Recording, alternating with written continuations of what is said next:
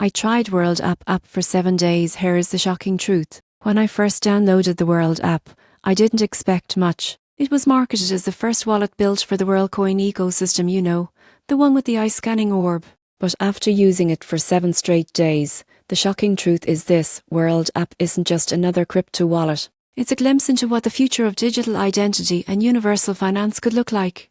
The setup was simple. I signed up, created a wallet, and within minutes I could hold, send and receive tokens like Bitcoin, Ethereum, and of course WorldCoin. But here's where it gets interesting. The app connects your wallet, a verified digital identity that proves you're a real person, not a bot. Most people overlook how big that is, but it changes everything about how you interact online. During my week of testing, I tried sending WorldCoin to a friend. The transaction was instant, with 0 fees. I also explored how World app allows people in developing countries to receive global payments without needing a traditional bank. That's huge when you consider that over 1.4 billion adults worldwide remain unbanked. What surprised me most was how minimalistic the app felt. There's no overload of charts or features, just clean, fast, and human-friendly design.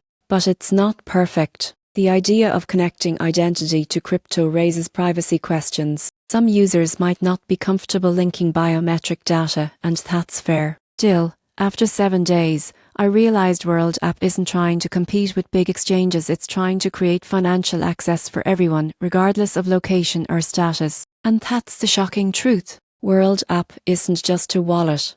It's a bold experiment in blending identity, simplicity, and global inclusion. Whether you love it or fear it, one thing's certain: this is where the future of money is headed.